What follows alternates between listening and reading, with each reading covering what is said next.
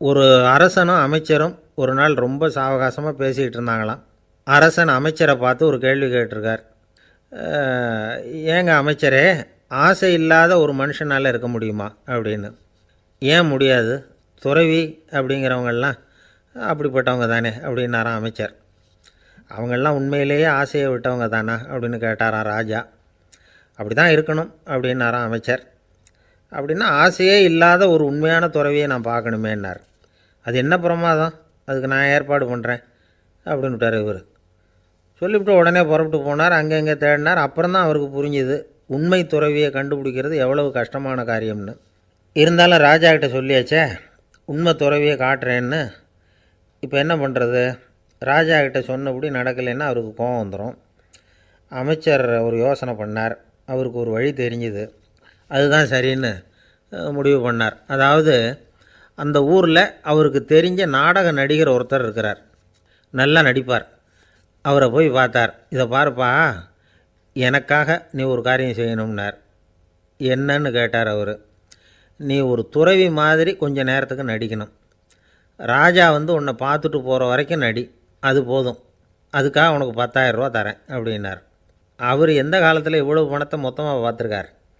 அதனால் உடனே சரின்னு ஒத்துக்கிட்டார். அமைச்சர் அரண்மனைக்கு திரும்பி வந்தார். என்ன அமைச்சரே, இன்னுமா ஒரு உண்மையான துறவி கிடைக்கலன்னார். உண்மையான துறவி ஒருத்தரை இப்போ தான் கொஞ்சம் நேரத்துக்கு முன்னாடி பார்த்து பேசிவிட்டு வர்றேன்.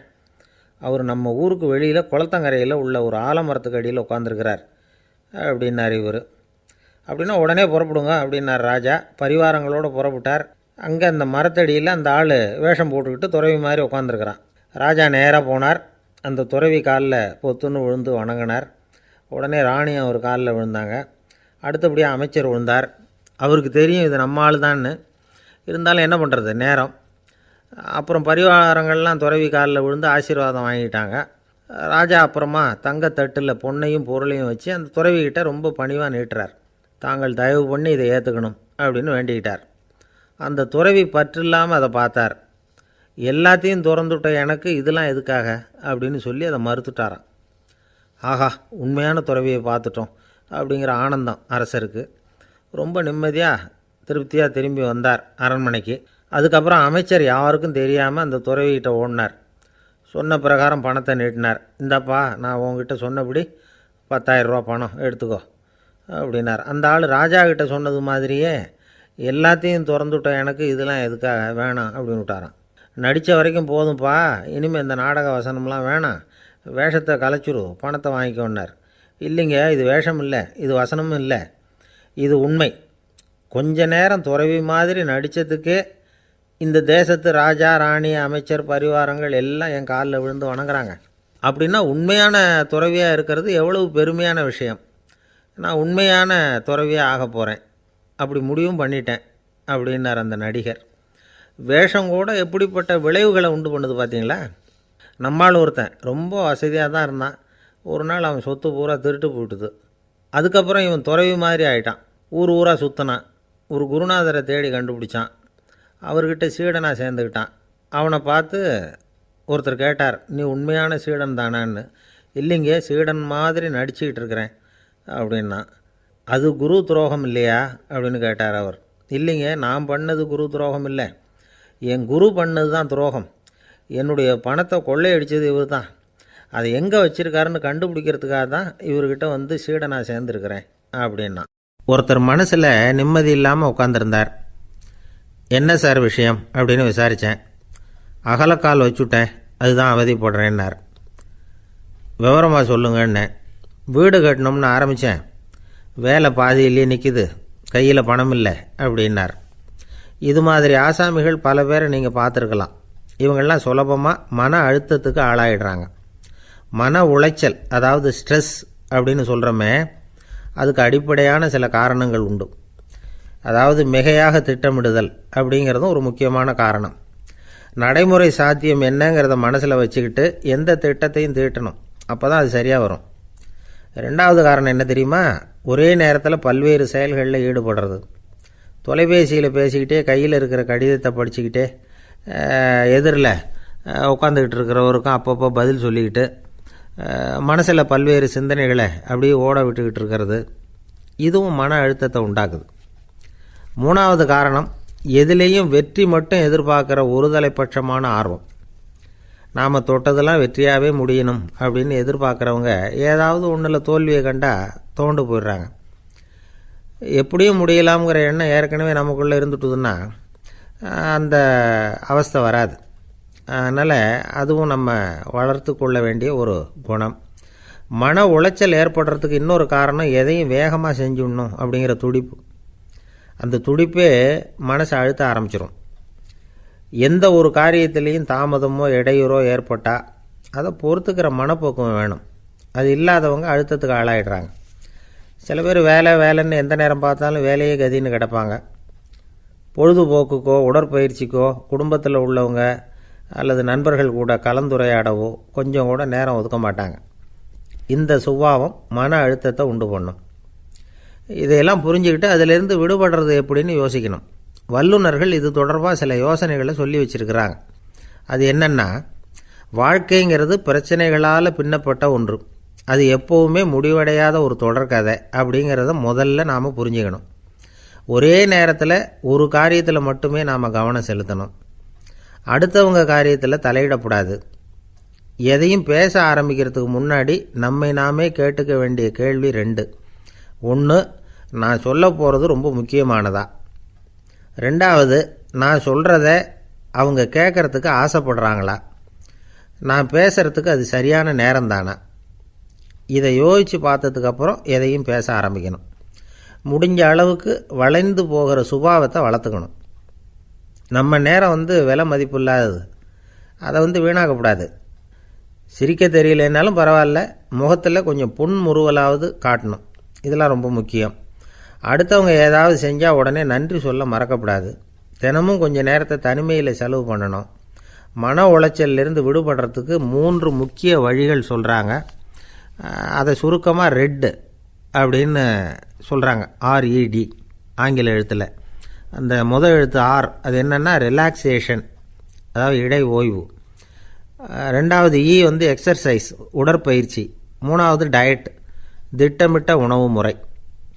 அதனால் தியானம், மூச்சு பயிற்சி இதெல்லாம் இந்த இடை ஓய்வுக்கு வழிகள். எந்த வேலையையும் தொடர்ந்து செய்யக்கூடாது. எல்லார்கிட்டையும் கலகலப்பாக பழகணும். மாதத்துக்கு ஒரு நாளாவது குடும்பத்தோடு வெளியில் போயிட்டு வரணும்.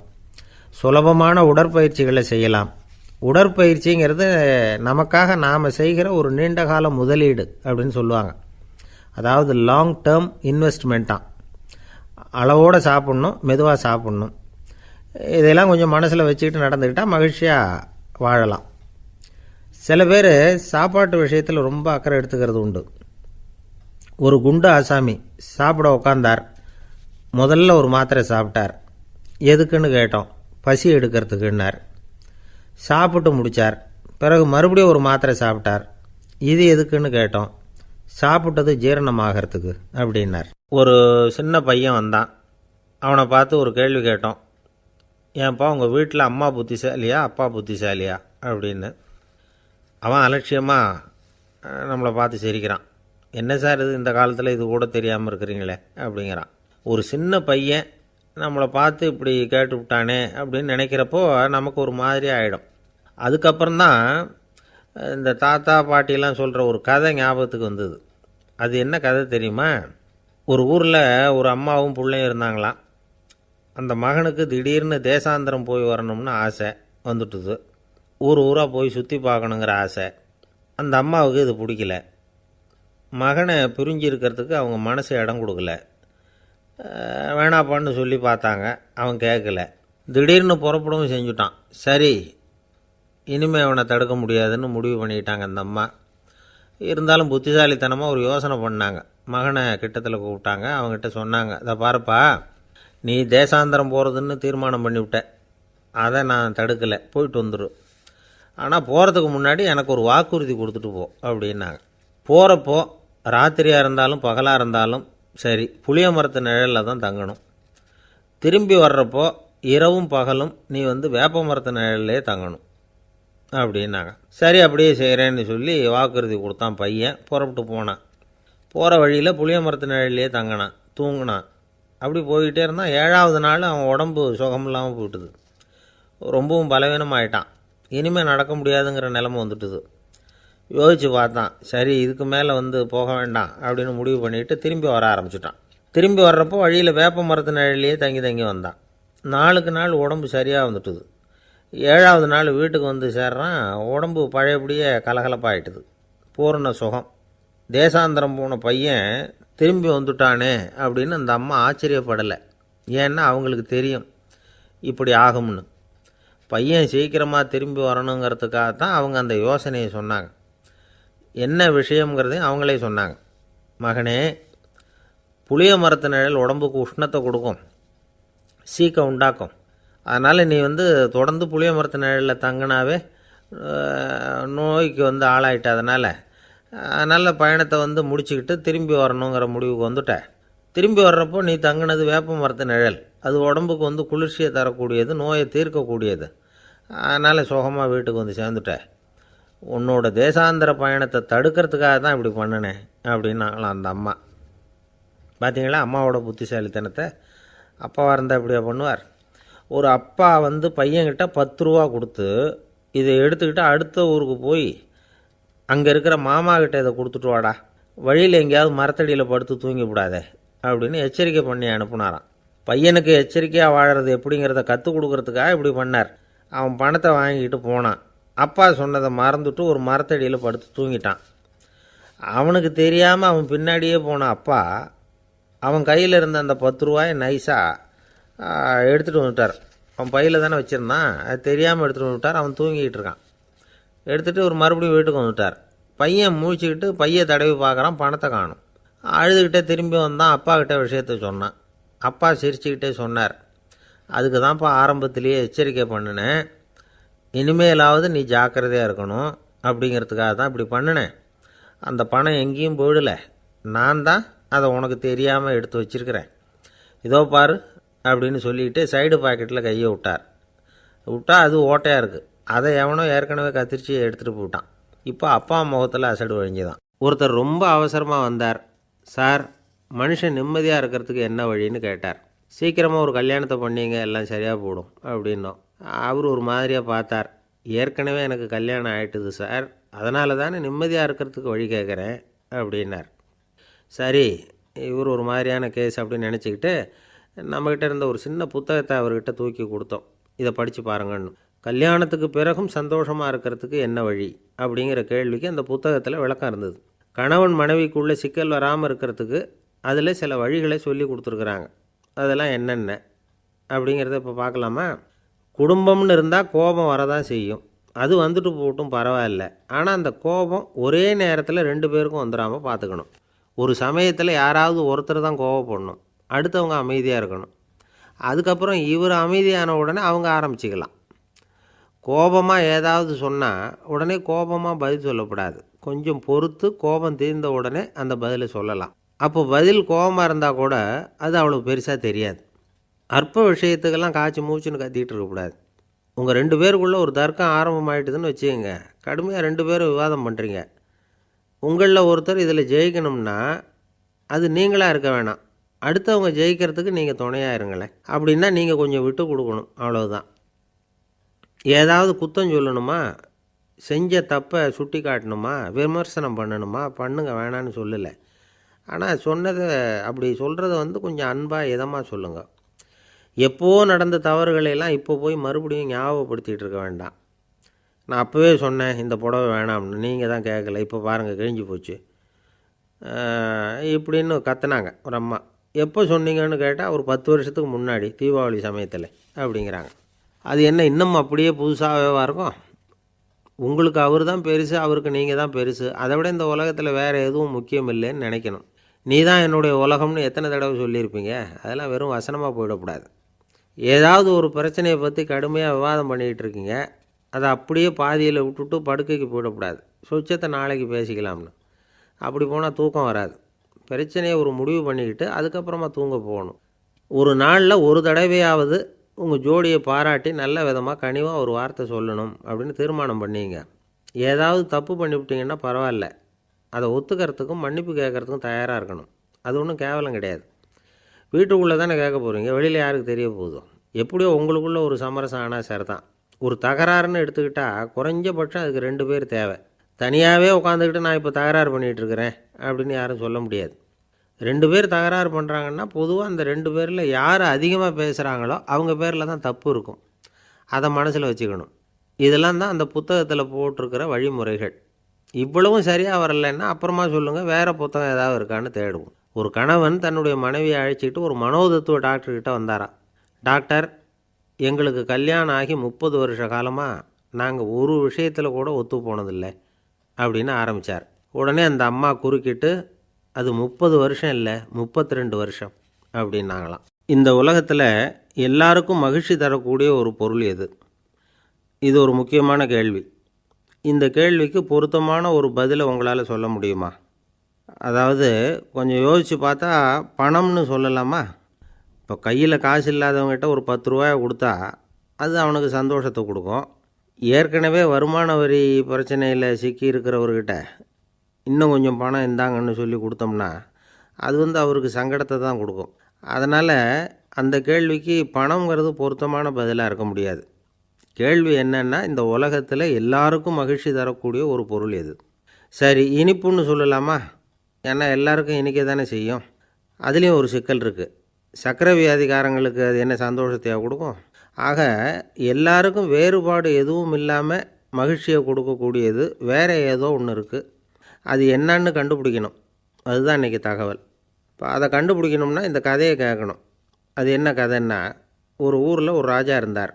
அவருக்கும் இதே சந்தேகம் வந்துட்டுது.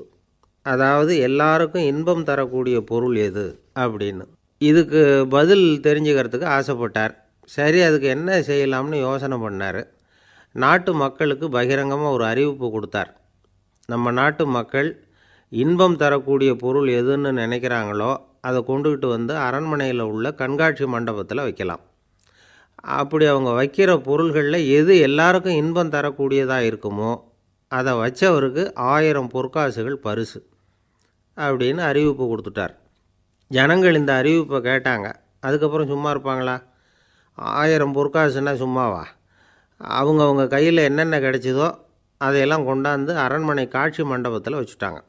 அதுக்கப்புறமா ராஜா அங்கே வந்தார். ஒவ்வொன்றா பார்த்துக்கிட்டே வந்தார். முதல்ல ஒரு குயில் இருந்தது, இனிமையாக பாடக்கூடிய குயில். இந்த குயிலோட இன்னிசை எல்லாருக்கும் இன்பம் தரக்கூடியது தான். இருந்தாலும் காது கேட்காதவங்களுக்கு இந்த இசை எப்படி இன்பம் தர முடியும்? அதனால் இது சரியில்லைன்னு விட்டார். அடுத்தபடியாக போனார். அங்கே என்ன வச்சுருக்குறாங்கன்னு பார்த்தா ஒரு அழகான மயில் அங்கே தோகை விரித்து ஆடிக்கிட்டு இருக்குது. இந்த மயிலோட ஆட்டம் மனசுக்கு இன்பம் தரக்கூடியது தான். இருந்தாலும் பார்வை இல்லாதவங்க இந்த ஆட்டத்தை பார்த்து ரசிக்க முடியுமா? முடியாது. அதனால் இதுவும் சரியில்லை அப்படின்னு சொல்லிவிட்டார். அதுக்கு அடுத்தபடியாக போனார். பல வகையான இனிப்பு பண்டங்களை வச்சுருந்தாங்க. பார்த்தார், வயசானவங்களுக்கும் நோயாளிகளுக்கும் இது இன்பம் தராது, துன்பம் தான் கொடுக்கும் அப்படின்னார். இப்படி ஒவ்வொன்றா பார்த்துக்கிட்டே போகிறார். அழகான மலர்கள், கனிகள், ஓவியங்கள் எதுவுமே பொருத்தமாக தெரியல. சகல பேருக்கும் இன்பம் தரக்கூடிய வகையில் எதுவும் இல்லை. கடைசியாக வந்தார். அங்கே ஒரு களிமண் பொம்மை இருந்தது. அது என்ன பொம்மை தெரியுமா? பசியால் வாடி இருக்கிற ஒருத்தருக்கு ஒரு அம்மா இனிமையாக பேசிக்கிட்டு சோறு போடுறது மாதிரி அந்த பொம்மையை செஞ்சுருந்தாங்க. அதுக்கு கீழே அன்பு அப்படின்னு எழுதியிருந்துதான். ராஜா பளிச்சுன்னு ஒரு முடிவுக்கு வந்தார். அந்த பொம்மையை செஞ்ச சிற்பியை வரவழைச்சார், பரிசு கொடுத்தார். அன்பு ஒன்று தான் எல்லாருக்கும் இன்பம் அளிக்கக்கூடிய பொருள். காது கேட்காதவங்களும் அதை கேட்க முடியும், பார்வை இல்லாதவங்களும் அதை பார்க்க முடியும், குழந்தைகளும் அதை உணர முடியும் அப்படின்னு அதுக்கு விளக்கம் கொடுத்தார் அந்த மன்னர். இந்த உலகத்தில் எல்லாருக்கும் மகிழ்ச்சி தரக்கூடிய ஒரு பொருள் அன்பு தான். அதை புரிஞ்சுக்கிட்டு தான் சில கணவன்மார்கள் மனைவி பேரில் ரொம்ப அன்பை காட்டிக்கிறது வழக்கம். ஒரு வீட்டு வாசப்படி பக்கமாக மழைக்கு ஒதுங்கினார் ஒருத்தர். மழை தூரிக்கிட்டு இருந்தது, இருட்டு நேரம். அந்த வீட்டில் இருந்தவர், இன்றைக்கி ராத்திரி வேணும்னா இங்கேயே தங்கிட்டு காலையில் போங்க அப்படின்னார். உடனே இவர் சொன்னார், ரொம்ப நன்றிங்க, ஒரு 10 நிமிஷத்தில் இதை வந்துவிடுறேன் அப்படின்னு சொல்லிவிட்டு எங்கேயோ ஓடினார். 10 நிமிஷம் கழித்து திரும்பி வந்தார். ஆமாம், எங்கே போயிட்டு வந்தீங்கன்னு கேட்டார் வீட்டில் இருந்தவர். நேராக எங்கள் வீட்டுக்கு போய் மனைவிக்கிட்ட இன்றைக்கி ராத்திரி இங்கேயே தங்கிக்கிறேன்னு சொல்லிவிட்டு வந்துட்டேன் அப்படின்னார் அவர். அன்பில் இது ஒரு ரகம். என்ன சார், உங்கள் பையன் என்ன செஞ்சுக்கிட்டு இருக்கிறான் இப்போது அப்படின்னு கேட்டார் ஒருத்தர். அடிக்கடி கண்ணாடி முன்னாடி நின்று அழகு பார்த்துக்கிட்டு இருக்கிறான் சார் அப்படின்னார் அப்பா. இளம் பருவம் இப்படி தான் இருக்கும், அதையெல்லாம் சாதாரணமாக நினச்சிடாதீங்க அப்படின்னாரு அவர். என்ன சார் சொல்கிறீங்க, கண்ணாடி முன்னாடி நின்றுக்கிட்டு நேரத்தை வீணாக்கிக்கிட்டு இருக்கான், அதை ஒரு பெரிய விஷயமாக நான் நினைக்கணுமா அப்படின்னாரு இவர். இளம் பருவத்தில் இளைஞர்களுக்கும் சின்ன பொண்ணுங்களுக்கும் அடிக்கடி கண்ணாடியில் பார்க்கணும்னு தோணும். அது வெறுமனே அழகு பார்க்குறது மட்டும் இல்லை, அவங்க தங்களையே தேடி கண்டுபிடிக்கிற ஒரு முயற்சி அது. இது ஒரு மனோதத்துவ விளைவு. இது வரைக்கும் சின்ன பிள்ளையாக இருந்துட்டோம், இனிமேல் நாமளும் மற்றவங்க மாதிரி மனிதர்கள் தான் அப்படிங்கிற உணர்வு அவங்களுக்கு வருது.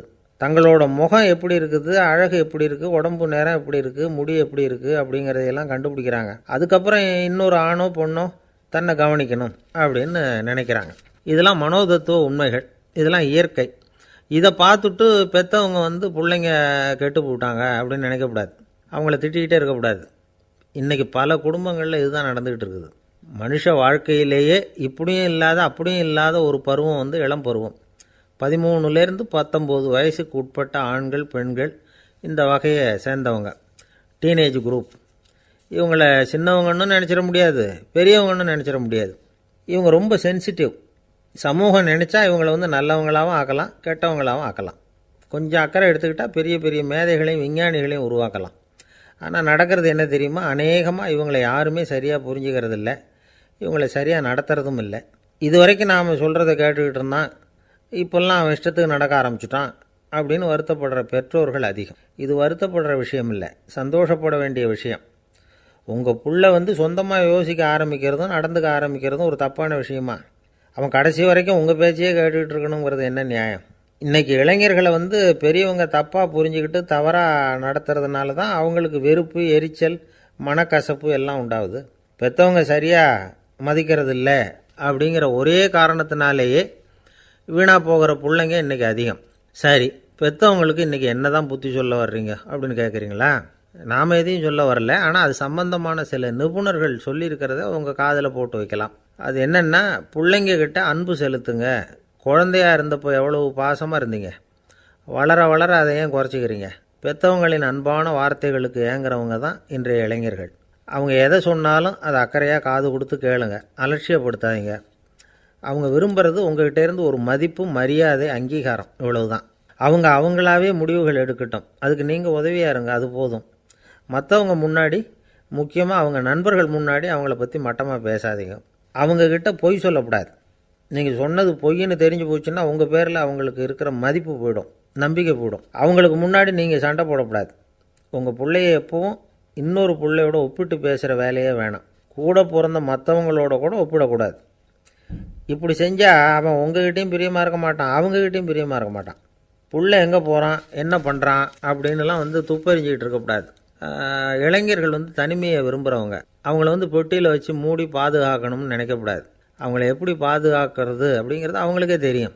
உங்கள் புள்ள எப்படி நடந்துக்கணும்னு நீங்கள் எதிர்பார்க்குறீங்களோ அது மாதிரி நீங்கள் நடந்து காட்டுங்க, அது போதும். ஒரு வீட்டில் அப்பாவும் அம்மாவும் பேசிக்கிட்டு இருக்கிறாங்க. என்னங்க, நம்ம பொண்ணு பெரியவளாயிட்டா, அடிக்கடி கண்ணாடி முன்னாடி போய் நின்றுக்கிட்டு இருக்கிறா, சீக்கிரமாக ஒரு பையனை பார்த்து கல்யாணத்தை முடிக்காமல் இப்படி மசன்னு கல் மாதிரி உட்காந்துருக்குறீங்களே அப்படின்னு சத்தம் போட்டாங்க அந்த அம்மா. அவசரப்படாத, பார்க்குறதுக்கு கண்ணுக்கு அழகாக லட்சணமாக புத்திசாலியாக ஒரு பையன் கிடைக்க வேணாமா, அதுதான் பார்த்துக்கிட்டு இருக்கிறேன் அப்படின்னார் அப்பா. இதுக்கு அந்த அம்மா சொல்கிறாங்க, எங்கள் அப்பா இப்படியெல்லாம் நினச்சிக்கிட்டு இருந்திருந்தா எனக்கு கல்யாணமே ஆகிருக்காது தெரியுமா அப்படின்னாங்களாம். ஒரு ஆஃபீஸில் வேலை பார்க்குற ஒருத்தர் ஏதோ தப்பு பண்ணிவிட்டார். உடனே மேல் அதிகாரி அவரை கூப்பிட்டு அனுப்புனார். நீ செஞ்சது தப்புன்னார் கோபமாக. இது ஒரு ரகம். சில அதிகாரிகள் இப்படி நீங்கள் செஞ்சது தப்புன்னு சொல்கிறதில்ல, நீங்கள் செஞ்சது சரி அப்படின்னு சொல்கிறதில்ல. எப்படி சொல்லுவாங்கன்னா, நீங்கள் செஞ்சது சரியில்லைன்னு நான் நினைக்கிறேன் அப்படின்னு சொல்லுவாங்களாம். அதாவது சில பேர் நீங்கள் செஞ்சது தப்புங்கிறாங்க, அதையே மாற்றி சொல்கிறார் இவர், நீங்கள் செஞ்சது சரியில்லைன்னு நினைக்கிறேன். இது ரெண்டும் அர்த்தம் ஒன்று தான், இருந்தாலும் வார்த்தைகள் வித்தியாசம். நிர்வாக திறமை இல்லாத ஒரு அதிகாரி யூ ஆர் ராங் அப்படின்னு சொல்லுவாராம். நிர்வாக திறமை உள்ள அதிகாரியாக இருந்தால் அதையே கொஞ்சம் மாற்றி I think you are not correct அப்படிம்பாராம். இதுதான் வித்தியாசம். இருந்தாலும் வார்த்தைகளை உபயோகப்படுத்துகிற விதத்தை வச்சு தான் வேலை நல்லா நடக்கிறதும் நடக்காததும் இருக்குது. விவரம் தெரிஞ்சவங்க என்ன சொல்கிறாங்க தெரியுமா? Be a leader not a boss அப்படிங்கிறாங்க. ஒரு லீடராக இரு, பாஸாக இருக்காதே அப்படிங்கிறாங்க. சரி, அப்படின்னா லீடருக்கும் பாஸுக்கும் வித்தியாசம் உண்டா அப்படின்னு கேட்டால் இருக்குன்னு சொல்கிறாங்க. லீடருங்கிறவர் வேறு, பாஸுங்கிறவர் வேறு. ஒரு லீடர் எப்படி நடந்துக்குவார், ஒரு பாஸ் எப்படி நடந்துக்குவார், இதை முதல்ல நாம் தெரிஞ்சுக்கணும். அவங்க எப்படி நடந்துக்குவாங்க அப்படிங்கிறதுக்கு சில விவரங்கள் இருக்குது. அதை கேட்டோம்னா நாம் புரிஞ்சுக்கலாம் அதை. அதாவது பாஸுங்கிறவர் விரட்டிக்கிட்டே இருப்பார், லீடருங்கிறவர் ஊக்கப்படுத்திக்கிட்டே இருப்பார். நாளைக்கு சாயந்தரத்துக்குள்ளே அந்த வேலையை செஞ்சு முடிக்கலைன்னா தொலைச்சி விடுவோம் தொலைச்சி அப்படிம்பார் அவர். இவர் எப்படி சொல்லுவார்னா, இது வரைக்கும் நீங்கள் செஞ்சுருக்கிற வேலை ரொம்ப அற்புதம் அப்படிம்பார். பாஸுங்கிறவர் அதிகாரத்தை நம்பி செயல்படுறவர், லீடருங்கிறவர் நல்லெண்ணத்தை நம்பி செயல்படுறவர். நம்மக்கிட்ட அதிகாரம் இருக்குது, பவர் இருக்குது, அதனால் காரியத்தை சாதிச்சுடலாம் அப்படின்னு நினைக்கிறவர் அவர். மற்றவங்கக்கிட்ட ஒரு நல்ல அபிப்பிராயத்தை சம்பாதிச்சுக்கிட்டு அது மூலமாக காரியங்களை சாதிக்கிறவர் இவர். பாஸுங்கிறவர் பயத்தை உண்டு பண்ணுவார், லீடருங்கிறவர் அன்பை பரவ செய்வார். அதை செய்யலைன்னா ஆடிட்டில் தகராறாயிடும், இது செய்யலைன்னா இன்க்ரிமெண்ட்டு கட் ஆகிடும், இப்படி ஏதாவது சொல்லி பயமுறுத்திக்கிட்டே இருப்பார் அவர். இவர் அப்படி இல்லை. உடம்பு இப்படி இருக்குது, வீட்டில் எல்லோரும் சௌக்கியமாக இருக்கிறாங்களா, ஆஃபீஸில் எல்லாம் வசதியாக இருக்குதா, நான் ஏதாவது உதவி செய்யணுமா அப்படின்னு அன்புக்கு முக்கியத்துவம் கொடுப்பார். பாஸுங்கிறவர் எதுக்கெடுத்தாலும் நான் சொல்லிகிட்டு இருப்பார், லீடருங்கிறவர் நாமன்னு சொல்லிகிட்டு இருப்பார். பாஸுங்கிறவர் தப்புக்கு காரணம் யாருன்னு பார்ப்பார், லீடருங்கிறவர் தப்பு என்னன்னு பார்ப்பார். இதுதான் ரெண்டு பேருக்கு வித்தியாசம். The boss shows who is wrong, the leader shows what is wrong அப்படின்னு சொல்லுவாங்க. இந்த காரியம் எப்படி செய்யப்பட்டிருக்கு அப்படின்னு தெரிஞ்சுக்கிறவர் பாஸ். இந்த காரியத்தை எப்படி செய்யணும்னு செஞ்சு காட்டுறவர் லீடர். பாஸுங்கிறவர் பணியாளர்களை திட்டுவார், லீடர் மரியாதைக்குரியவராக நடத்துவார், அதுக்குரியவராக அவர் நடந்துக்குவார். செய்கிற வேலையை ஒரு சுமையாக நினைக்க வைக்கிறவர் பாஸ், செய்கிற வேலையை ஒரு சந்தோஷமாக ஆக்கிறவர் லீடர். ஒரு முதலாளியாக இருக்கிறவர் அல்லது ஒரு நிர்வாகியாக இருக்கிறவர் இது மாதிரியான நுணுக்கங்களையெல்லாம் தெரிஞ்சு வச்சுக்கிறது நல்லது. ஒரு பாஸ் இருக்கார், அவர் ஒரு நாள் ரொம்ப பெருமையாக தன்னோட ஆஃபீஸை பற்றி பேசிக்கிட்டு இருந்தார். எனக்கு கீழே 200 பேர் வேலை செய்கிறாங்க சார், நான் ஒரு கோடு கிழிச்சா அவங்க அதை தாண்டாத அளவுக்கு நான் நடந்துக்கிறேன் சார் அப்படின்னார் அவர். அது எப்படி முடியுது உங்களால் அப்படின்னு கேட்டோம். நான் கோடே கிழிக்கிறதில்ல சார் அப்படின்னார். பந்திக்கு முந்தர ஆசாமிகள் நம்மளில் பல பேர் உண்டு. அப்படி முந்தறதுக்கு கூட முயற்சி பண்ணுறவங்க நிறைய பேர் இருக்கிறாங்க.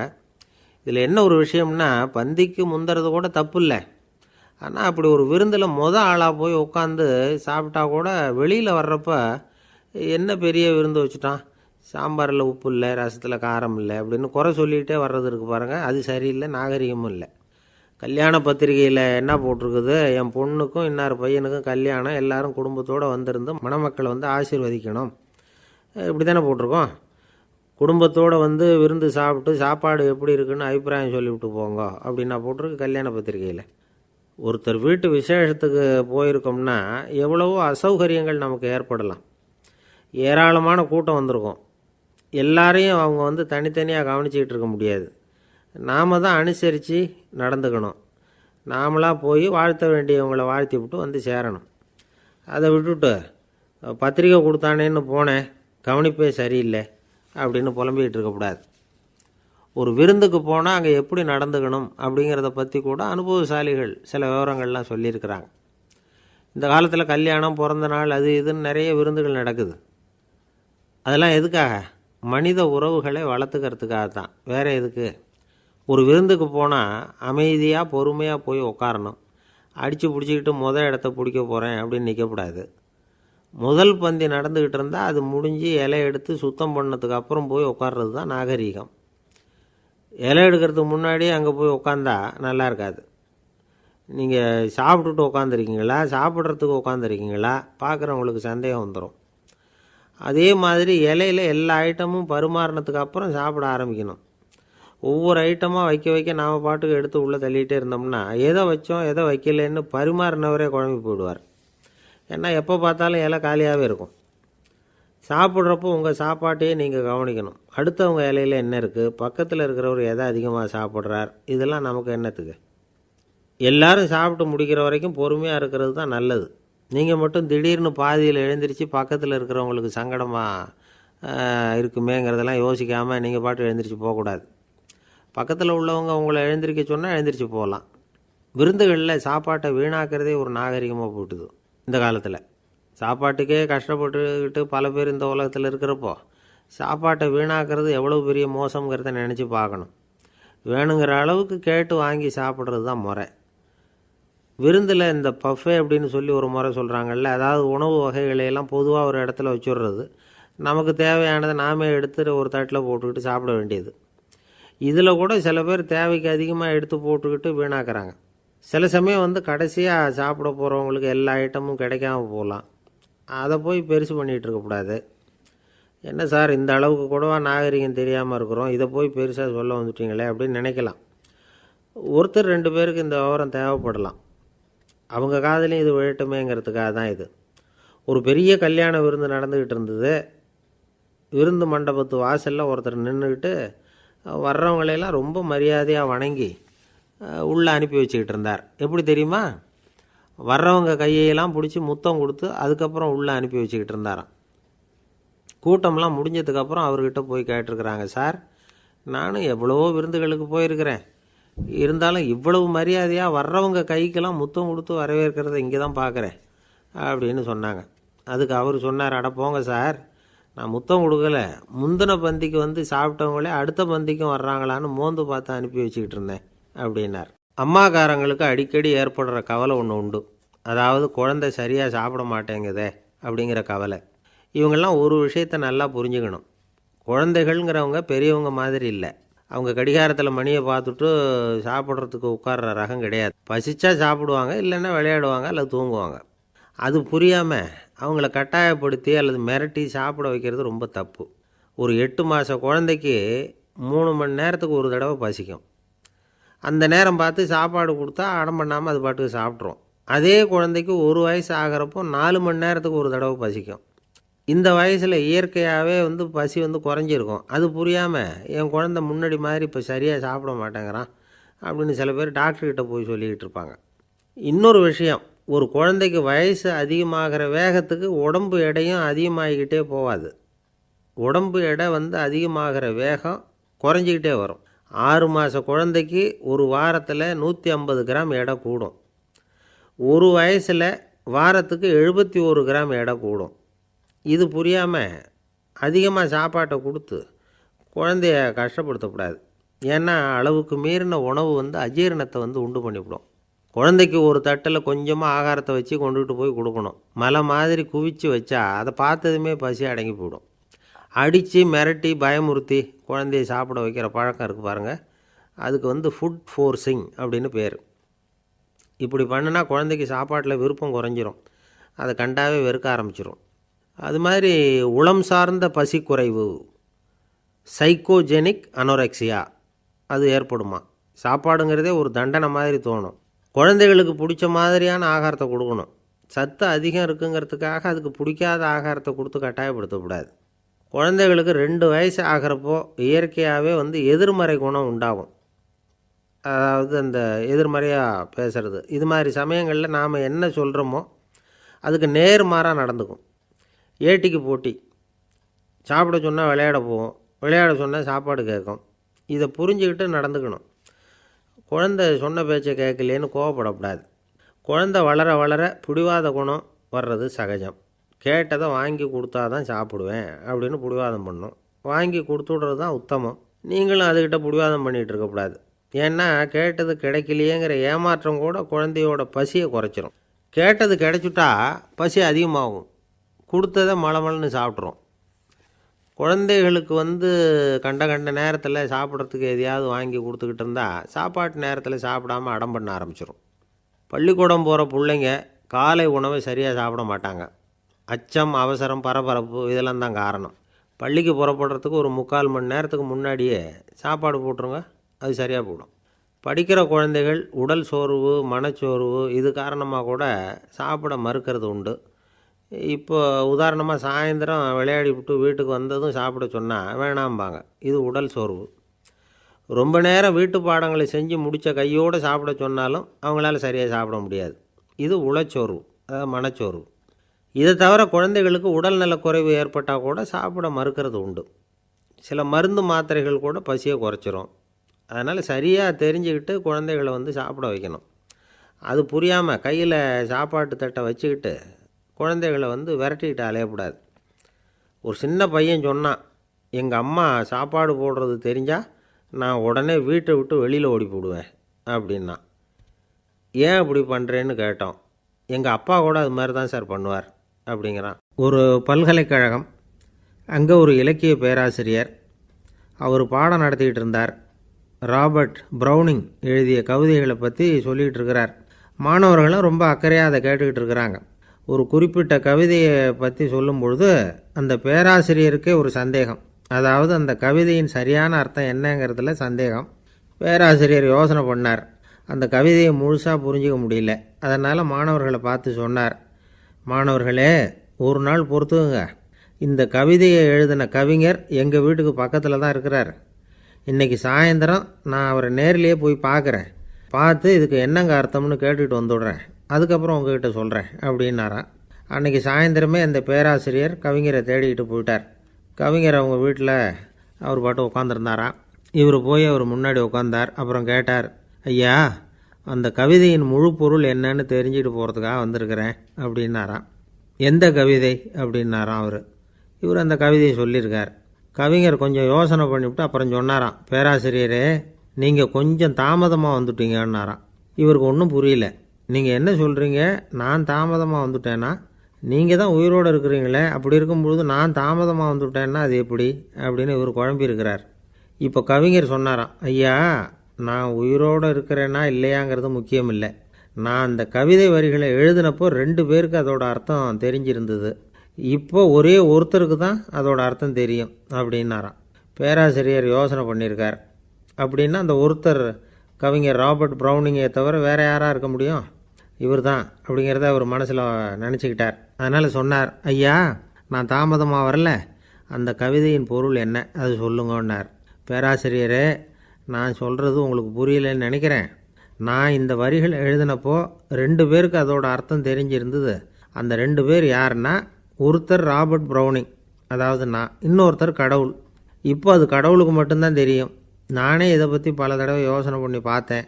இது ரொம்ப அழகானது, ஆனாலும் ரொம்ப வழுக்கலானது. அதை பிடிச்சிட்டோம்னு நினச்சிக்கிட்டு இருக்கும் பொழுதே காற்று மாதிரி அது உங்ககிட்ட இருந்து ஓடி போயிடுது.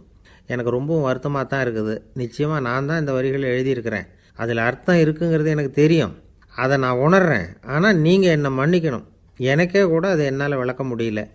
அப்படி இருக்கும் பொழுது உங்களுக்கு எப்படி அதை நான் விளக்க முடியும் அப்படின்னாரா அந்த கவிஞர். அனுபவிக்கப்படக்கூடிய எல்லாமே விளக்கப்படக்கூடிய ஒன்றல்ல, விளக்கப்படும் எல்லாமே அனுபவிக்கப்படக்கூடிய ஒன்றல்ல அப்படிங்கிறது ஞானிகளுடைய கருத்து. அதுக்காக தான் அந்த சம்பவம். வாழ்க்கையில் நீங்கள் தொடர்ந்து ஆய்வு செய்து கொண்டே இருக்கக்கூடிய விளக்கங்களை ஒருபோதும் அடைய முடியாத பரிமாணங்கள் இருக்கிறதுனால தான் அது அலுப்பு தட்டாமல் இருக்குது. உங்களால் நிறைய அனுபவிக்க முடியும். இருந்தாலும் நீங்கள் அனுபவித்து அறிந்த விஷயங்கள் கூட வார்த்தைகளால் விளக்கப்பட முடிவதில்லை அப்படிங்கிறது பெரியோர் சிந்தனை. இதெல்லாம் ஒரு பக்கம் இருக்கட்டும். நமக்கு தெரிஞ்ச பேராசிரியர் ஒருத்தர் 1 மணி நேரம் ரொம்ப விவரமாக வகுப்பு எடுத்தார். கடைசியாக சொன்னார், மாணவர்களே, ரொம்பவும் எளிமையாக விளக்கமாக எல்லா விவரமும் சொல்லியிருக்கிறேன். அதனால் இதில் உங்களுக்கு சந்தேகம் வர்றதுக்கு வாய்ப்பே இல்லை. இருந்தாலும் கேட்க வேண்டிய கடமை கேட்குறேன். இது வரைக்கும் நடத்தினதில் யாருக்காவது ஏதாவது சந்தேகம் உண்டா அப்படின்னு கேட்டாராம். எனக்கு ஒரே ஒரு சந்தேகம்தான் சார் அப்படின்னு எழுந்திரிச்சு நிற்கிறான் ஒருத்தன். என்னன்னு கேட்டாராம். இது வரைக்கும் நீங்கள் என்ன பாடம் சார் நடத்துனீங்க அப்படின்னானா அவன். அந்த ஆள் என்னை கண்ணா புண்ணான்னு திட்டிவிட்டான் சார். அதை நினச்சா எனக்கு ரொம்ப வருத்தமாக இருக்குது அப்படின்னு சொல்லி கவலைப்பட்டார் ஒருத்தர். இதில் கவலைப்படுறதுக்கு என்ன இருக்குது அப்படின்னார் ஒரு பெரியவர். அவர் ஒரு மகான். என்ன சார் இப்படி சொல்கிறீங்க? ஒருத்தர் நம்ம பார்த்து திட்டுனா வருத்தமாக இருக்காதா அப்படின்னார். அது எப்படி வருத்தமாக இருக்கும்? திட்டுறதுங்கிறது என்ன? அது வெறும் சத்தம் தானே அப்படின்னார் அந்த பெரியவர். நம்ம ஆளுக்கு தலையை பிச்சுக்கலாம் போல் இருந்தது. இருக்காது அப்படின்னா நமக்கே அப்படி தானே தோணுது. அந்த பெரியவர் சொல்கிறது ரொம்ப பெரிய விஷயம். அதை நாம் புரிஞ்சிக்க முயற்சி பண்ணலாம்னா நடைமுறை வாழ்க்கைக்கு அது ஒத்து வர்றது மாதிரி தெரிய மாட்டேங்குது. இருந்தாலும் அந்த பெரியவர் அதுக்கு என்ன தான் விளக்கம் கொடுக்குறாருன்னு பார்ப்போமே. ஒரு ரயில் போயிட்டுருக்கு. அதில் ஒரு சாது போயிட்டுருக்கார். அந்த ரயில் அவர் ஹரித்வாரம் போயிட்டுருக்கார். அவர் ரயிலில் ஏகப்பட்ட கூட்டம். நம்ம ஊர் ரயில் கேட்கவா வேணும்? டிக்கெட் வாங்கிட்டு கொஞ்சம் பேர், வாங்காத கொஞ்சம் பேர். அது என்னத்துக்கு அனாவசியமாக டிக்கெட் அப்படிங்கிற நினப்பில் பாதி பேர். இந்த கூட்டத்துக்கு மத்தியில் அந்த சாதுவும் போயிட்டுருக்கிறார். உட்கார்றதுக்காக இருந்த இடத்துல ஒரு ஆள் படுத்துருக்கிறான். கொஞ்சம் முரட்டு ஆசாமி. அவன் கால் பக்கத்தில் கொஞ்சோண்டு இடம் பாக்கி இருந்தது. அந்த இடத்துல இந்த சாது உட்காந்துருந்தார். மெதுவாக உட்காந்துக்கிட்டார் போய். ஆனால் அந்த ஆள் ராத்திரி பூரா இவரை காலால் உதச்சிக்கிட்டே இருக்கிறான். அது இவருக்கு ரொம்ப அவமானமாக பட்டுது. அதனால் துக்கம் ஏற்பட்டுது. இருந்தாலும் அதை ஒரு மாதிரியாக சகிச்சுக்கிட்டே இவர் வந்து சேர்ந்தார். பொழுது விடிஞ்சுது. அந்த சாது ஹரித்வார் வந்து சேர்ந்தார். அங்கே ஒரு பெரிய ஞானியை சந்தித்தார். ராத்திரி ரயிலில் அந்த ஆள் உதைச்சதையும் அதனால் தனக்கு ஏற்பட்ட துக்கத்தையும் இந்த சாது அந்த ஞானிகிட்ட சொன்னார். சொல்லிவிட்டு, ஏன் சுவாமி, எனக்கு துக்கம் ஏற்பட்டதே அது தப்பா அப்படின்னு கேட்டார். தவறு தான்னார் அந்த ஞானி. உனக்கு இன்னமும் தேக அபிமானம் போகலைங்கிறது தான் அது காட்டுது. அஷ்டாவக்கிரர் என்ன சொல்கிறார் தெரியுமா? உண்மையான ஞானி யாராவது தன்னை வந்தனை செய்தால் அதற்காக சந்தோஷப்பட மாட்டார், யாராவது நிந்தனை செய்தால் அதற்காக வருத்தப்பட மாட்டார் அப்படின்னு சொல்கிறார். நிந்தனைங்கிறது ஒரு ஒலி தான். தேகாபிமானம் இருக்கிற வரைக்கும் இந்த ஒலி நம்மளை வந்து வேதனைப்படுத்தும். நான் தேகம் இல்லை, ஆத்மா அப்படிங்கிற நினைவு இருந்தால் இந்த ஒலி நம்மளை பாதிக்காது. மனு என்ன சொல்கிறார் தெரியுமா? ஒரு சாதகன் பாராட்டுதலை விஷம்னு நினச்சி பயப்படணும், அவமானத்தை அமிர்தம்னு நினச்சி சந்தோஷப்படணுங்கிறார். அவமானப்பட்டால் கவலைப்படாமல் எப்படி இருக்க முடியும் அப்படின்னு தான் நமக்கு தோணும். அதனால தான் நம்மளில் யாரும் இதுக்கு உதாரணமாக யாரையும் காட்ட முடியல. புத்தரையும் கபீரையும் உதாரணமாக காட்டுறாங்க. அவங்களுக்கெல்லாம் அவமானம் ஏற்பட்டப்போ கவலையே படலையாம். புத்தரை வந்து அவமானப்படுத்தணுங்கிறதுக்காக கௌசாம்பி ராணி ஒரு இளம் பெண்ணை கொலை பண்ணி சடலத்தை புத்தர் குடிசைக்கு முன்னாடி போட சொன்னார். போட்டாங்க. புத்தர் தான் அந்த பொண்ணை கெடுத்து கொலை பண்ணிவிட்டார்னு எல்லாரும் நினச்சாங்க. ஆனால் புத்தர் இதை பற்றி கவலையே படலை. அப்புறமா உண்மை தெரிஞ்சதும் புத்தர் புகழ் இன்னும் அதிகமாகிட்டுது. ஒரு பெரிய சபையில் ஒரு மோசமான பொண்ணு நுழைஞ்சி தனக்கும் கபீருக்கும் சம்பந்தம் உண்டுன்னு சொன்னார். கபீர் கவலைப்படலை. அவங்க மாதிரியெல்லாம் நாமளும் இருக்க கற்றுக்கணும். நிந்தனை, அபகீர்த்தி, அவமானம் எல்லாம் ஆண்டவன் கொடுக்குற பிரசாதம்னு நினைக்கணும் அப்படின்னு சொல்கிறார் அந்த ஞானி. இதை கேட்ட இந்த காலத்து ஆசாமி ஒருத்தர், நான் கூட அப்படி தான் சார், யாராவது அவமானப்படுத்தினா கவலைப்பட மாட்டேன். நேற்று கூட ஒருத்தர் என்ன பலார்னு அரைஞ்சுட்டார், நான் கொஞ்சம் கூட கவலைப்படலை, பேசாமல் வந்துட்டேன்னார்.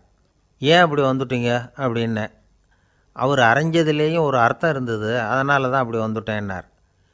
ஏன் அரைஞ்சார்னு கேட்டேன். 10 வருஷத்துக்கு முன்னாடி 15 ரூபா அவர்கிட்ட கடன் வாங்கினேன், அதை கேட்டு கேட்டு பார்த்துட்டு கடைசியாக தான் அரைஞ்சார் அப்படின்னார். ஆண்டவனுடைய பிரசாதம் இவருக்கு அடிக்கடி கிடைக்கும் போல இருக்குது. ஒரு ஆள் இருந்தான், நிறைய பணம் சம்பாதிச்சான், ஆனால் செலவு பண்ண மனசு வரல, கருமி. அவன் என்ன பண்ணான், சேர்த்த பணம் பூராவையும் ஒரு மரத்தடியில் புதைச்சி வச்சுருந்தான். வாரத்துக்கு ஒரு தடவை அந்த மரத்தடிக்கு வருவான், புதைச்ச இடத்த ஆவலோடு பார்த்துக்கிட்டு இருப்பான், அதுக்கப்புறம் போயிடுவான். அவ்வளவுதான். ஒரு நாள் ஒரு திருடன் வந்தான். இவன் புதைச்சி வச்சுருந்ததெல்லாம் எடுத்துகிட்டு போட்டான். இது தெரிஞ்சு போச்சு. அந்த கருமி புலம்ப ஆரம்பிச்சிட்டான். இவன் புலம்பலை கேட்டதும் அக்கம் பக்கத்தில் இருந்தவங்கெல்லாம் ஓடி வந்தாங்க. என்ன விஷயம்னு விசாரித்தாங்க. இவன் சொன்னான். ஒரு பெரியவர் கேட்டார், ஏப்பா வாரம் வந்து இந்த இடத்த பார்க்குறதாக சொன்னியே, எப்போவாவது இதில் இருக்கிற பணத்தை எடுத்து செலவு பண்ணியிருக்கியா அப்படின்னு கேட்டார். நான் அப்பப்போ வந்து அதை பார்க்குறது தான் வழக்கம், அதை தொட்டதே இல்லைன்னு அவன். சரி அப்படின்னா இப்போவும் நீ அதே மாதிரி வாரம் ஒரு தடவை வந்து இந்த இடத்த பார்த்துட்டு போகலாமே அப்படின்னாராம் அந்த பெரியவர். அதுவும் சரிதானே, எவ்வளவு காலமானாலும் அவன் அந்த பணத்தை எடுத்து செலவு பண்ண போகிறதில்ல. அப்படி இருக்கிறப்ப உள்ளே பணம் இருந்தாலும் ஒன்று தான், இல்லாமல் போனாலும் ஒன்று தான். இதிலேருந்து என்ன புரியுதுன்னா, ஒருத்தர்கிட்ட இருக்கிற பணத்தை கொண்டு அவர் பணக்காரரா ஏழையா அப்படின்னு முடிவு செய்கிறது சரியில்லை. அந்த செல்வத்தை அனுபவிக்கிற திறன், பயன்படுத்துகிற திறன், அதை வச்சு தான் அவர் ஏழையா பணக்காரரா அப்படிங்கிறத நிர்ணயம் பண்ணணும். அதுதான் சரி. செலவு பண்ண தெரியாதவன் சேகரம் பண்ணிகிட்டே இருக்கிறதுனால என்ன பிரயோஜனம்? தலைமுடியே இல்லாதவன் தாராளமாக சீப்புகளை வாங்கி சேகரம் பண்ணுறது மாதிரி தானே இது. சில சமயம் செலவு பண்ண நாம் தயாராக இருந்தால் கூட அந்த செல்வம் நமக்கு பயன்படுறதில்ல. அரேபியாவில் ஒரு நகை வியாபாரி விலை உயர்ந்த முத்துக்களை எல்லாம் அவர் வச்சு வியாபாரம் பண்ணிகிட்டு இருந்தார். அவர் ஒரு சமயம் ஒரு பாலைவனம் வழியாக போயிட்டு இருக்கிறார் ஒட்டகத்தில்.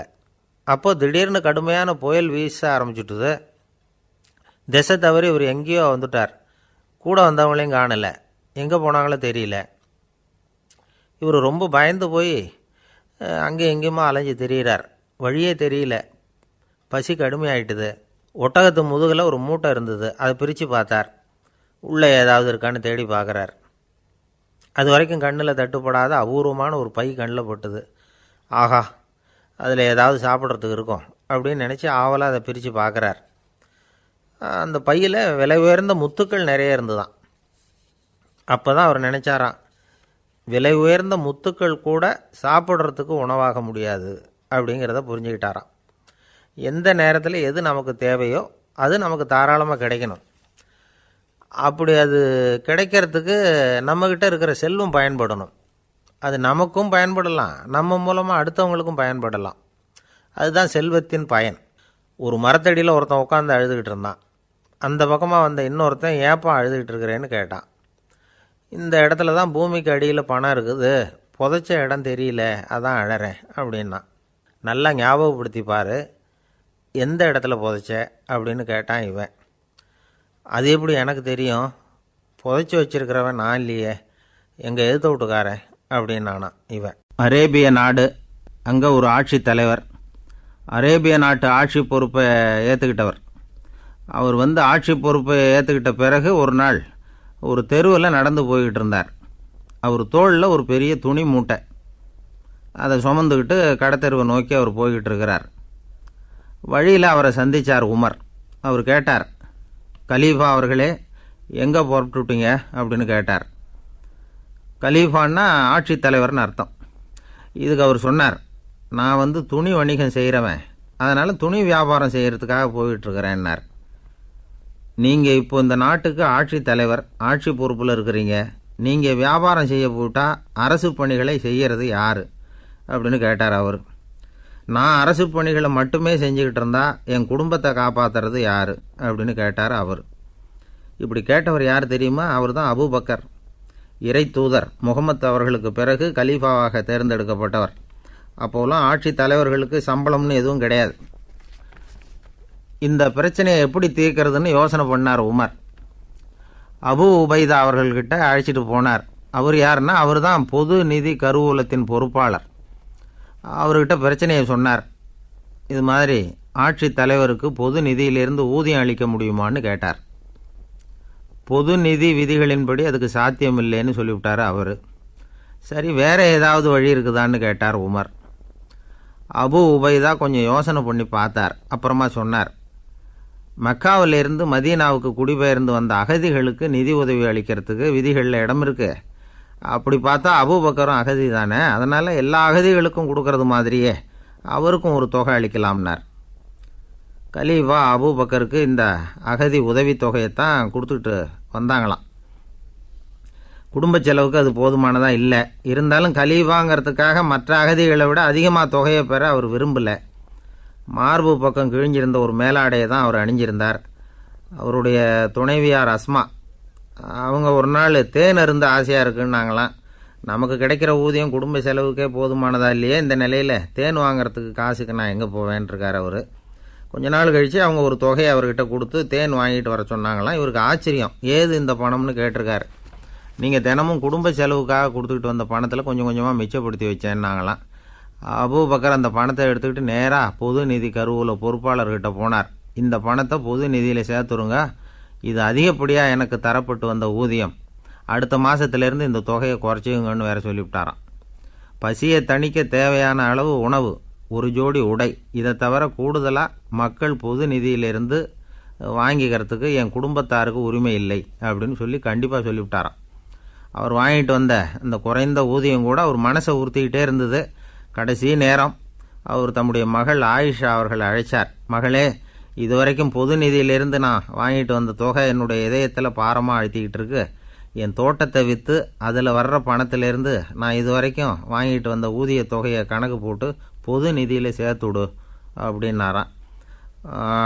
பதவி ஏற்கிறதுக்கு முன்னாடி தன்கிட்ட இருந்ததை விட இப்போ கூடுதலாக என்ன சொத்து இருக்குன்னு பார்த்துருக்கார். ஒரு ஒட்டகம், ஒரு கோப்பை, ஒரு பணியாள். இதையும் அடுத்தபடியாக கலீஃபாவா வர்றவர்கிட்ட ஒப்படைச்சிருங்க அப்படின்னு விட்டாராம். அதே மாதிரி அடுத்து வந்த உமர்கிட்ட ஒப்படைச்சாங்க. அப்போ உமர் சொன்னாராம், அபூபக்கரே, இந்த முன்மாதிரியால் உங்களுக்கு பிறகு இந்த ஆட்சி பொறுப்பை ஏற்கிறவர்களை பெரும் நெருக்கடிக்கு ஆளாகி விட்டீங்க அப்படின்னு சொல்லி ரொம்ப கண் கலங்கினாராம். கடைசியாக அபூபக்கர் தன்னுடைய குடும்பத்தாருக்கு விட்டு சென்ற சொத்து ஒரு படுக்கை விரிப்பு, ஒரு போர்வை, அவ்வளவுதான். இது சிந்திக்க வேண்டிய ஒரு செய்தி. ஒரு ஊரில் ஒரு மன்னர் இருந்தாராம். அமைச்சர் அவர்கிட்ட சொன்னாராம், மன்னா, நம்ம ராஜ்யத்தில் இனிமே லஞ்ச ஊழலே இருக்காதுன்னாராம். ஆஹா, அப்படின்னா ஊழல் பேர் வழிகளையெல்லாம் நாடு கடத்தியாச்சா அப்படின்னு கேட்டிருக்காரு மன்னர். இதுக்கு அவர், அப்படி இல்லைங்க, இனிமேல் கொடுக்கறதுக்கு ஜனங்கள்கிட்ட பணமே இல்லை அப்படின்னாராம். 1816 வருஷம் செப்டம்பர் மாதம் 11 பிரான்ஸ் தேசத்தில் உள்ள ஒரு மருத்துவமனை. அங்கே ஒரு இளம் டாக்டர் கொஞ்ச நாளைக்கு முன்னாடி தான் அந்த ஆஸ்பத்திரியில் புதுசாக வேலைக்கு சேர்ந்துருக்கிறார். அவர் பேர் ரெனே லெனக். அவர் அன்னைக்கு காலையில் அந்த மருத்துவமனையில் அப்படியே ரவுண்ட்ஸ் வந்துக்கிட்டு இருக்கிறார். வார்டில் ஒரு படுக்கையில் ஒரு இளம் பெண் படுத்திருக்கிறா. அந்த பொண்ணுக்கு இருதய நோயாக இருக்கலாம்ங்கிறது மற்ற டாக்டர்கள் சந்தேகம். அந்த காலத்துல எல்லாம் ஒருத்தருடைய இருதய துடிப்பை தெரிஞ்சுக்கணும்னா நோயாளியின் மார்பில் டாக்டர் காதை வச்சு பார்த்து தான் தெரிஞ்சுக்கிறது வழக்கம். ஆனால் இந்த பெண்ணும் இளம் பெண், அந்த டாக்டரும் புதுசாக சேர்ந்துருக்கிறவர். அதனால் பரிசோதனை பண்ண தயங்கினார். கொஞ்ச நேரம் யோசனை பண்ணார். திடீர்னு ஒரு ஞாபகம் வந்தது அவருக்கு. அதாவது அன்றைக்கி விடியற் காலையில் தோட்டத்தில் அப்படி வாக்கிங் போயிட்டு இருந்தப்போ சின்ன பசங்கள்லாம் ஒரு மரக்கட்டையை வச்சு விளையாடிக்கிட்டு இருந்தாங்களாம். அதை இவர் பார்த்துருக்கிறார். அது என்ன விளையாட்டுனா, ஒரு நீளமான மரப்பலகை, அதில் ஒரு முனையில் ஒரு பையன் தன்னுடைய காதை வச்சுக்கிட்டு இருக்கிறான், மறுமுனையில் இன்னொரு பையன் அந்த மரப்பலகையை ஒரு ஆணியால் கீறிக்கிட்டு இருக்கிறான். ஒரு முனையில் ஆணியால் கீறும் பொழுது மறுமுனையில் காதை வச்சிருக்கிற பையனுக்கு அந்த சத்தம் துல்லியமாக கேட்குது. அந்த டாக்டருக்கு காலையில் பார்த்த இந்த விளையாட்டு ஞாபகத்துக்கு வந்துட்டுது. உடனே என்ன பண்ணார் தெரியுமா? ஒரு நீளமான காகிதத்தை எடுத்தார். அதை அப்படியே உருளை மாதிரி உருட்டினார். ஒரு முனையை அந்த நோயாளியின் மார்பில் இடது பக்கம் வச்சார், இன்னொரு முனையில் தன்னுடைய காதை வச்சார். என்ன ஆச்சரியம்! நோயாளியின் மார்பில் நேரடியாக காதை வச்சு கேட்குறத விட துல்லியமாக கேட்டுது இதய துடிப்பு. இதய துடிப்பு மட்டும் இல்லை, மூச்சு இழுத்து விடுறது, திரவ பொருள்களின் அசைவு, எல்லா சத்தமும் தெளிவாக கேட்குது. கிரேக்க மொழியில் ஸ்டெத்தாஸ் அப்படின்னா மார்பு, ஸ்கோப்பின் அப்படின்னா பார்ப்பதுன்னு அர்த்தம். அதனால் டாக்டர் ரெனே லெனக் தான் கண்டுபிடிச்ச கருவிக்கு ஸ்டெத்தஸ்கோப் அப்படின்னு பேர் வச்சார். அவரே முதல் மாடலையும் செஞ்சார். அளவு ரொம்ப பெருசாக இருந்தது, சுலபமாக எடுத்துகிட்டு போகிறது கஷ்டம், அது அவ்வளோ கஷ்டமாக இருந்தது அது. அதனால் அவரே அதை அப்புறம் 2 பிரிவாக தயார் பண்ணார். இது 2 துண்டையும் டாக்டர் தன்னோட கோட்டு பாக்கெட்டில் வச்சுக்கலாம், தேவைப்படுறப்ப எடுத்து ஒன்றா சேர்த்துக்கலாம். இப்படி தான் அவர் ஆரம்பத்தில் பண்ணார். தன்னுடைய இந்த கண்டுபிடிப்பை பற்றி அவர் ஒரு புத்தகம் எழுதினார். நிறைய விற்றுது, புகழும் பணமும் சேர்ந்தது. பணமும் புகழும் சேர்ந்தது மாதிரியே அவருக்கு ஒரு நோயும் சேர்ந்தது. அது என்ன நோயின்னு கண்டுபிடிக்கிறதுக்கும் அவர் கண்டுபிடிச்ச கருவி தான் உபயோகப்பட்டு தான். அவரே அதை கண்டுபிடிச்சார். அவருக்கு வந்திருந்தது காச நோய். 1826 வருஷம் ஆகஸ்ட் மாதம் 13 உலகத்தின் முதல் ஸ்டெதஸ்கோப்பை கண்டுபிடிச்ச டாக்டர் ரெனே லெனக் காலமானார். அவர் சாகிறதுக்கு முன்னாடி மரத்தால் செஞ்சு வச்சுருந்த ஸ்டெதஸ்கோப்பை தனக்கு வேண்டியப்பட்ட ஒரு டாக்டர்கிட்ட கொடுத்து, என்னுடைய சொத்துக்கள்லேயே ரொம்ப வசந்தது அப்படின்னு சொன்னாராம். அதுக்கப்புறம் 3 வெள்ளைக்காரங்க சேர்ந்து இந்த கருவியில் சில மாற்றங்களை பண்ணாங்க. ஆனால் 1829 லண்டனில் டாக்டர் நிக்கோலஸுங்கிறவர் ஒரு காதால் இதய துடிப்பை கேட்குறத விட டாக்டர் 2 காதாலையும் கேட்குறது தான் சரியாக இருக்கும் அப்படின்னு ஒரு கருத்தை வெளியிட்டார். அதுக்கப்புறம் ரொம்ப காலம் கழித்து 1852 ஜார்ஜ் காமான் அப்படிங்கிறவர் ரப்பர் டியூபுகளை உபயோகப்படுத்தி 2 காதாலையும் கேட்குற மாதிரி ஒரு புதிய வடிவத்தை அதுக்கு கொடுத்தார். அதுக்கு பிறகு அது படிப்படியாக எவ்வளவோ மாற்றங்கள் இருந்தாலும் ஆரம்பத்தில் டாக்டர் ரெனே லெனக் உருவாக்கின அடிப்படை மாடலை யாரும் மாற்றி அமைக்கலைங்கிறது தான் முக்கியமான விஷயம். நமக்கு தெரிஞ்ச ஒரு ஆஸ்பத்திரி, அதில் ஒரு நோயாளி, காலை நேரத்தில் நர்ஸு அந்த பக்கமாக போயிட்டு இருந்தாங்க. அதை பார்த்துட்டு ஒரு நர்ஸுன்னு கத்துறார். நர்ஸு அவசரமாக ஓடி என்ன விஷயம்னு கேட்டாங்க.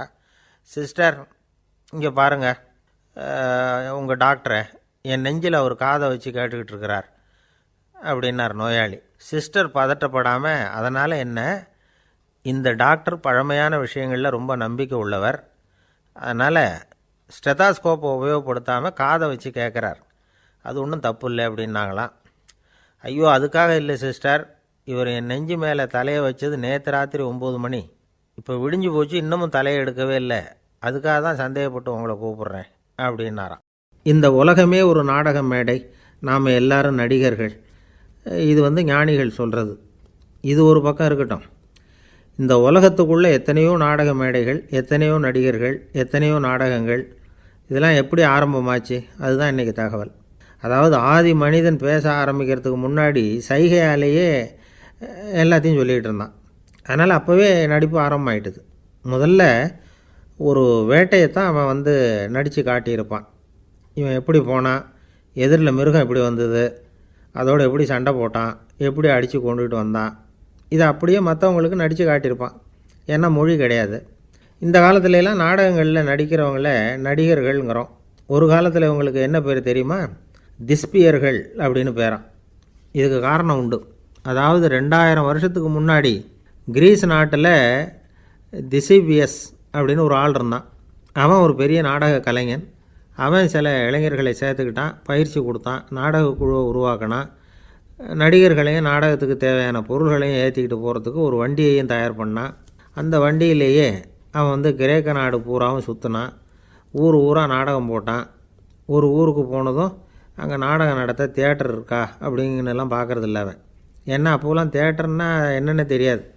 நாடகம்னா அதை ஒரு மூடிய கொட்டைக்குள்ளே தான் நடத்தணுங்கிறது அப்போ யாருக்குமே தோணலை.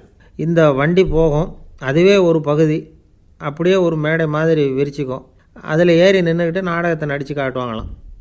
மக்கள்லாம் எதிரில் தரையில் உட்காந்து அதை பார்த்துக்கிட்டு இருக்கிறது. உலகத்தின் முதல் நடமாடும் தியேட்டர் இது தானா. இந்த திசிபியஸ் தான் முதலாக உலகத்தில் நாடகங்கிற பொழுதுபோக்கை நடத்தி காட்டினவன் அப்படின்னு சொல்கிறாங்க. அவன் சொந்தமாக நாடகம் எழுதுனான், நடித்தான், நாடகத்தை இயக்கினான்.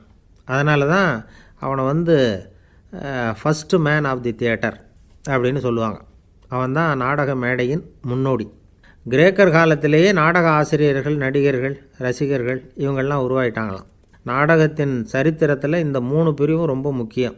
அதாவது கிரேக்க தியேட்டர்கள்லாம் திறந்த வெளி மேடைகள் தான். பெரும்பாலும் மலைச்சரிவுகள், அதுவே படிப்படியாக பண்ணியிருப்பாங்க. கீழே அரைவட்ட வடிவில் மேடை, அதுக்கு ஆர்கெஸ்ட்ரான்னு பேர். பிற்காலத்தில் இதில் உட்காந்து இசைக்குழுவினர் வாய்ச்சதுனால இசைக்குழுவுக்கே ஆர்கெஸ்ட்ராங்கிற பேர் வந்துட்டுது. இப்போது கிரேக்க தியேட்டர்களில் ஒன்று, அதோட காலம் கிமு 340. அதை இன்னமும் பாதுகாத்து வச்சுருக்கிறாங்களாம். எபிடாரஸ் அப்படிங்கிற இடத்துல அது இருக்குதான். இன்னமும் அந்த தியேட்டரை பயன்படுத்திக்கிட்டு வர்றாங்களாம். சிறந்த கிரேக்க நாடகங்கள்லாம் அங்கே நடிக்கிறாங்களாம். ஆரம்ப காலத்திலேயே கட்டணம் கிடையாது. அப்புறம் பின்னாடி தான் நுழைவு கட்டணம்லாம் அப்படியே வந்துட்டு தான். நடிகர்கள் பளபளப்பான ஆடைகள் உடுத்தியிருப்பாங்களாம். இந்த குதிகால் உயர்ந்த காலணிகள் போட்டிருப்பாங்களாம். இதெல்லாம் பழைய குறிப்புகள். பலவிதமான உருவங்களில் மாஸ்க் அப்படின்னு சொல்லப்படுற முகமூடி. அதனால் ஒரே நடிகர் பல வேடங்களில் நடிக்கிறது உண்டான். ஆரம்பத்தில் பெண் நடிகர்கள் கிடையாது, எல்லாம் ஆண் நடிகர்கள் தான். ரோமானியர்கள் தான் முதல் நிரந்தர நாடக மேடையை கட்டினவங்க. அதுதான் முதல் தியேட்டர். கிமு 1048 காலகட்டத்தில் பாம்பிங்கிற நகரத்தில் அதை கட்டியிருக்கிறாங்களாம். கிரேக்க ரோமானிய தியேட்டர்களின் அடிப்படையிலேயே இந்த இத்தாலிய வடிவ அமைப்பாளர்கள் இந்த குதிரை லாட வடிவில் ஒரு ஆடிட்டோரியத்தை உருவாக்கினாங்களாம். இப்படி அதை பற்றி நிறைய தகவல் இருக்குது. 1576 லண்டனில் இந்த பின்ஸ்பர்ரி, அப்புறம் இந்த பில்ட்ஸில், அப்புறம் ஜேம்ஸ் இப்படிங்கிற ஒரு முயற்சியால் தான் இங்கிலாந்தில் முதல் தியேட்டர் உருவாச்சான். அப்படி ஒருத்தர் இருந்தாராம். உலக நாடக மேடையின் வரலாறு இதுதான். அதாவது இப்போல்லாம் அறிவியல் வளர்ச்சி அதிகமாகிட்டுது. திரைப்படம், தொலைக்காட்சி எல்லாம் வந்தாச்சு. ஒவ்வொரு வீடுமே ஒரு குட்டி தியேட்டர் மாதிரி ஆகிட்டுது. தொலைக்காட்சி முன்னாடி உட்காந்து எழுந்திருக்கவே மனசு வர்றதில்லை. ஒரு அம்மா ஒரு மனோதத்துவ டாக்டரை தேடிட்டு வந்தாங்களாம் இந்த காலத்தில். டாக்டர், எங்கள் வீட்டுக்காரர் எப்போ பார்த்தாலும் டிவி முன்னாடி உட்காந்துக்கிட்டு அதையே வெறிச்சு பார்த்துக்கிட்டு இருக்கிறார், உத்து பார்த்துக்கிட்டு இருக்கார், எனக்கு சந்தேகமாக இருக்குன்னாங்களாம். இது மனக்கோளாறு இல்லைங்க, ஆர்வக்கோளாறு, அவ்வளவுதான், இதுக்காக பயப்படாதீங்கன்னாரான் டாக்டர். அப்படி இல்லை டாக்டர், டிவி ஓடும் பொழுது நாம் எல்லாம் அதை பார்க்குறோம் சரி, ஆனால் அவர் அப்படி இல்லை, டிவியை நிறுத்தினதுக்கு அப்புறமும் அதையே உத்து பார்த்துக்கிட்டு உட்காந்துருக்கிறார், அதனால தான் சந்தேகப்பட்டு உங்ககிட்ட வந்தேன் அப்படின்னாங்களாம். சில பேரை இப்படி சொல்கிறது உண்டு. அடுத்தவங்களை அனுசரித்து நடந்துக்க தெரியல, அவன் என்ன சார் மனுஷன் அப்படிம்பாங்க. சக மனிதர்களோடு எப்படி பழகிறது அப்படின்னு தெரியாதனாலேயே பல பேர் இன்றைக்கி சங்கடப்பட்டுக்கிட்டு இருக்கிறாங்க. வசதி வாய்ப்பெல்லாம் சரியாக இருக்கும், ஆனால் வாழ்க்கை சரியாக இருக்காது. இன்னொருத்தர்கிட்ட எப்படி பேசுறது பழகிறதுங்கிறது தெரியாதனால தான் இந்த அவஸ்தை.